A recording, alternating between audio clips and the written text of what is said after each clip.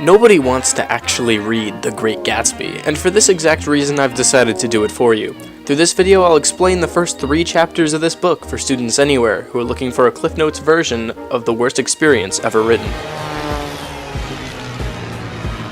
Wall Street was luring the young and ambitious, and I was one of them. This story starts out with our main character, Nick. He is a relatively unwealthy person moving into an extremely rich side of town. This is 1920s New York, in which the upper class are separated into an unspoken gang war. But not literally. West Egg, consisting of those who have more recently earned their fortune, is the location of Gatsby, the man who this book is about. East Egg, however, is the home of those oil baron Mr. Monopoly types who have had money circulating for generations. This is the location of Nick's college friend and cousin's husband, Tom. Nick is a wannabe writer who gave up on his dreams after graduating from Yale in an attempt to get into the trade of stocks.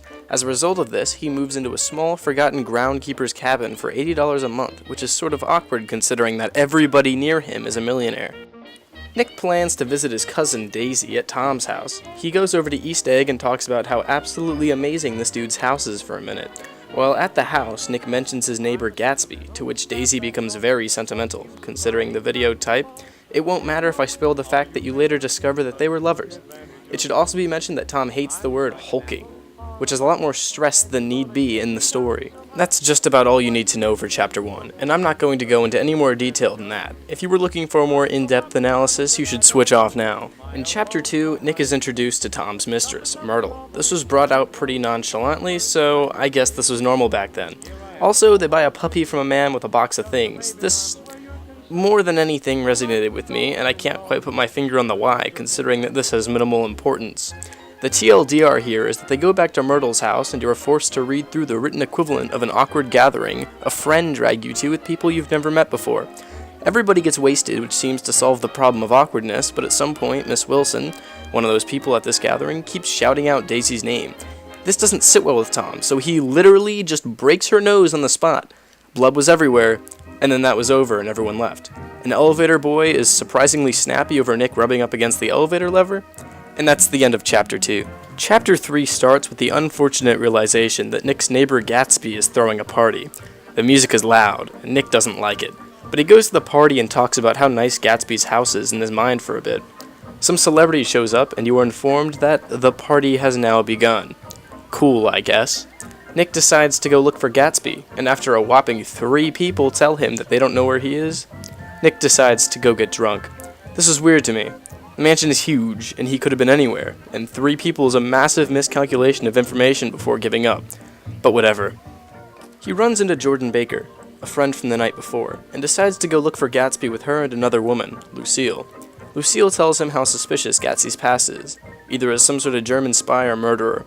This doesn't matter though, just know that Gatsby's past is a mystery.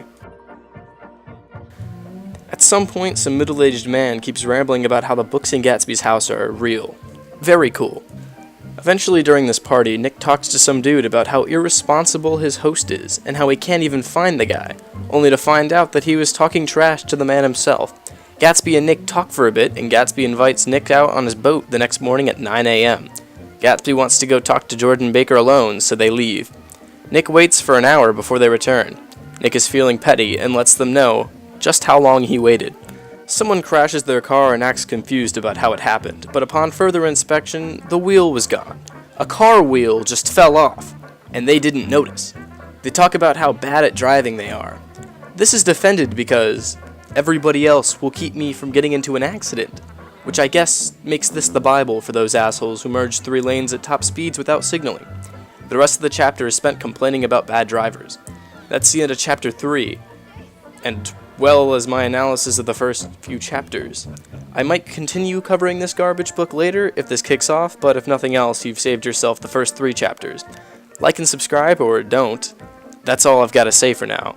So with that, I leave you with one question. Is this book any better? No, probably not.